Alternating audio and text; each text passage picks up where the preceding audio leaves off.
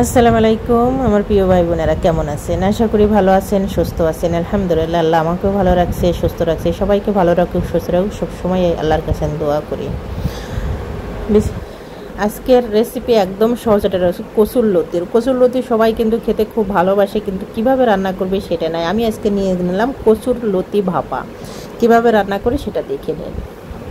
এখন কিন্তু বর্ষার মৌসুম, সব জায়গায় কিন্তু কচুর লতি পাওয়া যায়। আপনারা এরকম কচুর লতি বেশি মোটাটা নেবেন না, মিডিয়াম যেটা চিকুন, মানে মিডিয়াম যেটা না মোটা না চিকুন সরে নেবেন। খুব সুন্দর করে আপনারা সিলে ধুয়ে তারপরে নেবেন। আর এখানে আমি একটা মশলা তৈরি করে নেব। এখানে নিলাম একদম তাজা ফ্রেশ যে গাছের নারকেল, সেটাই আমি কেটে নিয়েছি, সেটা নিয়ে নিলাম পরিমাণ মতন। তারপরে পেঁয়াজ, রসুন, তারপরে কাঁচামরিচ, এগুলো পরিমাণ মতন। 1 চামচের মতন সর্ষে ব্যবহার করেছি, হলদে যেটা সর্ষে সেটা ব্যবহার করেছি। এখন এটা আমি একটা ব্লেন্ডার করে নেব। এর ভিতরে আমি যত ভাপাবো এই জন্য আমার কলার পাতা লাগবে। আপনারা চাইলে কচুর পাতাও দিতে পারেন, কিন্তু কলার পাতা দিলে সবচেয়ে বেস্ট হবে। কলার পাতাগুলো খুব সুন্দর করে আমি কেটে এখন ধুয়ে আমি সাইডে রেখে দেব। অবশ্যই খুব সুন্দর করে ধুয়ে নেবেন, কেন কি এখন বর্ষার মশায় পোকামাকড় থাকতে পারে, এই জন্য ভালো করে ওয়াশ করে নেবেন। একদম আমার কচুর লতিও বাছা হয়ে গেছে। এখন এটা আমি খুব সুন্দর করে কয়েক ধোয়া দিয়ে নেব, যাতে কোনো ময়লা টলা না থাকে। অবশ্যই খুব সুন্দর করে বাছবেন, তারপরে অবশ্যই ধুয়ে নেবেন।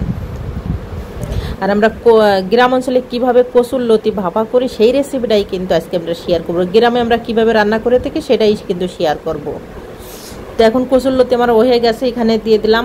ধুয়ে খুব সুন্দর করে একদম ক্লিন করে নিয়েছি। তেজপাতা দিয়ে দিলাম। মরিচের গুঁড়ে ব্যবহার করেছি 1 চামচের মতন, হলুদের গুঁড়ে পরিমাণ মতন, স্বাদ মতন লবণ ব্যবহার করলাম। তারপরে এখানে আমি গরম মশলা ব্যবহার করলাম 1 চামচের মতন। তারপরে ব্যবহার করব এখানে পেঁয়াজ ব্যবহার করেছি আমি 2টা পেঁয়াজ, বড় বড় সাইজের 2টা পেঁয়াজ আমি ব্যবহার করেছি, একদম একটু মোটা মোটা করে কেটে নিয়েছি। একটা লেবুর রস আমি এখানে ব্যবহার করব, কেন কি লেবুর রসটা দিলে খুব সুন্দর একটা টেস্ট হবে, এই জন্য কিন্তু আমি লেবুর রসটা, যত আমি নারকেল ব্যবহার করি যেন লেবুর রসটা ব্যবহার করলাম। তারপরে এখানে আমি দিয়ে দিলাম জিরের গুঁড়ে, ধনের গুঁড়ে 2 চামচ, 1 চামচ করে। জিরের গুঁড়ে 1 চামচ, ধনের গুঁড়ে 1 চামচ, সব কিছু আমি 1 চামচ করে ব্যবহার করেছি। এখন যে মশলাটা আমি পেস্ট করে রেখেছিলাম সেই মশলাটা আমি দিয়ে দিব। এখানে 1 মুঠ মাত্র হাতের মুঠ 1 মুঠ এখানে আমি মুসুরির ডাল ব্যবহার করেছি। আপনারা চাইলেই একটু বেশিও পারবেন, কিন্তু আমার লাগবে মাত্র 1 মুঠ। এখানে আমি সয়াবিন তেল ব্যবহার করেছি 2 চামচের মতন। আর এখানে সর্ষের তেল ব্যবহার করেছি এখানে 3 থেকে 4 চামচের মতন, ব্যাস এতটুকুই। এখন আমি খুব সুন্দর করে কষলায় একদম, মানে যতটা আপনি পারেন এটা 5-6 মিনিটের মতন মাখিয়ে নেবেন। আমি এটা 5-6 মিনিটের মতন খুব সুন্দর করে মেখে নিয়েছি। দেখেই মাখতে কিন্তু এটা নরম হয়ে পড়বে এবং আরও কমে যাবে, যতটা পাফা থাকবে কমে যাবে। আর মাখানোর পর কিন্তু খুব সুন্দর একটা মশলা থেকে খুব মিষ্টি একটা ঘ্রাণ বের হবে। অবশ্যই তত সময় মাখাবেন। মাখানো আমার হয়ে গেছে। সামান্য যে ব্লেন্ডারে একটু মশলা লেগে সেটা ধুয়ে আমি সামান্য একটু পানি দিয়ে আমি এটা রেখে দিব জাস্ট 5 মিনিটের জন্য। এটা আমি সাইডে রেখে দেবো। তারপরে দেখার আমি কীভাবে প্রসেসিং করি।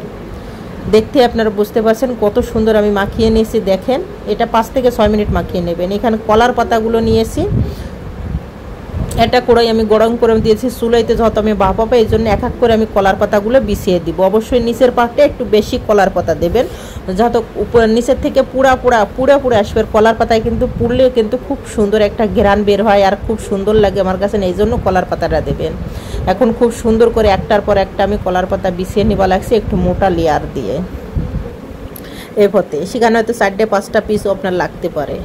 আর অবশ্যই এরকমভাবে বিষয় যাতে মশলাটা যাতে নিচেই যাতে না যায়। এখন আমি যে বইগুলো, মানে কচুর লতি, আমাদের গ্রাম অঞ্চলে কিন্তু কচুর বইও বলে থাকে এবং কচুর লতিও বলে থাকে, কিন্তু বই ভাষাটাই বেশি বলে থাকে। এখন আমি এই কচুর লতিগুলো এখন আমি খুব সুন্দর করে এক করে বিছিয়ে নিব। বিছিয়ে নেওয়ার পর দেখুন আমি কিন্তু মশলা সহকার খুব সুন্দর করে বিছিয়ে দিয়ে, এখন মশলাটা কিন্তু বের হওয়ার কোনো সুযোগ নাই। এই পথে একবার চুলে, এই পথে একবার কচুর লতিটা ভাপা আপনারা করে দেখেন, দুর্দান্ত টেস্ট পাবেন। 2 প্লেটের জায়গায় 4 প্লেটও ভাত খেয়ে নেন। যারা কখনো কচুর লতি খায় না বা পছন্দ করে না তারাও কিন্তু পছন্দ করবে। এখন উপর থেকেও কিন্তু আমি কলার পাতা বিছাই দেওয়া আছে, যাতে ভাপটা যাতে না বের হয়। অবশ্যই খুব সুন্দর করে পাতাটা বিছাই দেবেন, যাতে কোড়ের ভিতরে যে ভাপটা, এই ভাপেই কিন্তু কচুর লতি আপনার রান্না হয়ে যাবে এবং সেদ্ধ হয়ে যাবে। যাতে ভাপটা যাতে না হয় এই দিকটা আপনারা ধ্যান রাখবেন। এখানে আমি 3 থেকে 4 পিসের মতন কলার পাতাগুলো বিছাই দিয়ে খুব সুন্দর করে একটা ঢাকনা দিয়ে দিলাম। এর ভিতরে আর আমি ঢাকনা উঠাবো না, একদম এটা আমি আপনাদের মাঝে 20 মিনিট পর আমি দেখাই দেবো লাগছি কেমন হয়েছে। দেখুন আমি 20 মিনিট পর আপনাদের আমি দেখাই দিলাম যে কতটা একদম পাতাগুলো কিন্তু জসে গেছে নিচের থেকেও, আর খুব সুন্দর একটা সেদ্ধ হবে, খুব সুন্দর একটা ঘ্রাণ বেরিয়েছিল। আমার মনে হচ্ছে একটু পানি আছে, একটু রস আছে কচুর লতিতে, এই রসটা কিন্তু শুকিয়ে যায়। আরও 5 মিনিট আমি দমে রেখে দিব।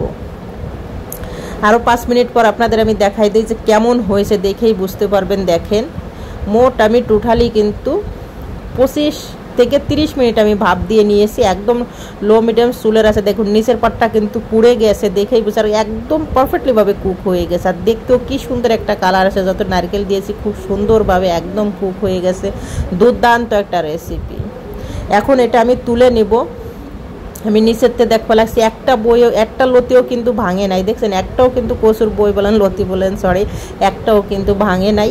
আর নিচের কিন্তু পুরাটা, নিচের কিন্তু পাতাটা কিন্তু পুড়ে গেছে। এটা সবসময় ধ্যান রাখবেন, এই পাতাটা কিন্তু পোড়াতে কিন্তু খুব সুন্দর একটা ঘ্রাণ বের হয়। দেখুন আমি তুলে নিয়েছি, তুলে নেওয়ার পর আপনাদের এখন আমি তুলে দেখাবো যে কেমন হয়েছে। দেখুন নিচের পাশটা কেমন, একটু রস নাই, কিচ্ছুই নাই, আর কত সুন্দর হয়েছে।